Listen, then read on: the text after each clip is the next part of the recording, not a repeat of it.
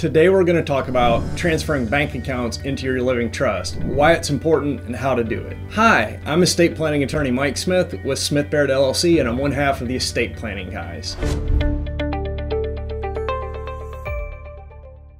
A living trust, I think of it as simply a bucket that you put your assets into. So you drop your cash and other assets into the bucket, and as long as you're alive and you're competent, you're holding the handle to the bucket. So you can take anything out of it that you want to, you can put more things into it, whatever you want to do. And if you become incapacitated, so for example, if you had a stroke or if you develop Alzheimer's disease and you cannot make decisions for yourself anymore, the person that you've selected will take over the handle to the trust, and they'll manage the trust for your benefit by taking care of those assets that you put into the trust. And they will be able to pay your bills with the assets in the trust and do whatever else needs to be done with those assets for your benefit. Likewise, when you pass away, the person that you've chosen will take the handle to the bucket. They will distribute the assets out of the trust. So they'll take the assets out of the trust and hand them out to your beneficiaries, all without having to go through any probate proceeding. So that's what a living trust does. Now, one of the important aspects of a living trust and making sure that it operates properly is that you make sure that you get your assets into the trust. You want to make sure that you get your cash and other assets actually into this trust bucket. And let's talk specifically today about bank accounts and how we get a bank account into that trust bucket. So right now you own your bank account probably in your personal name, or you may own it with your spouse or some other family member. And it's very important, if you have a living trust, that you put that bank account into the trust, so that if you become disabled, incapacitated by dementia or some other event that occurs, the person that you've chosen to serve as the trustee will have access to that bank account and can take care of it for you. Or likewise, when you pass away, that they can take care of that bank account and make the distributions that you've directed in your trust. So if the bank account is not in the trust, then the trust is not going to control that bank account. And the way that we get that bank account into the trust is with a change of ownership form at the bank. So you'll simply go into the bank with the information about your trust. So you're going to need to know the trust name, who the trustees are, and you're most likely going to need to have your certificate of trust with you to prove that the trust exists and that it's a valid trust. You will then fill out a change of ownership form. That ownership form may ask for a tax identification number for the trust. Now, a living trust is what's called a grantor trust, and so your social security number functions as the tax ID number for the trust. You don't have to have a separate tax ID number that you request from the IRS. Your social security number is the tax ID number for a grantor trust for a revocable living trust. If that change of ownership form asks for the tax ID number, you simply write your social security number in that tax ID slot on the form. So it may be formatted differently than you would normally see a social security number, but you just write your social security number in as the tax ID number for the trust. The name of the trust goes there, which will include the trustee's name and the informal name of the trust and the date of the trust. And then you're going to sign that at the bottom. You're going to give that to the bank customer service or bank officer. They will take that information and they will go into their computer system and they will change over the ownership of that bank account from your individual name to the trust name. And as the trustee of your revocable living trust, you can do whatever you want to. So if you want to take all that money out of the bank account, you can do that. If you want to transfer that to someone else, you can do that. It's totally up to you. But that's how we get a bank account into a revocable living trust, and why it's so important that you do that when you have a revocable living trust, to make sure that your estate plan functions the way that you want it to.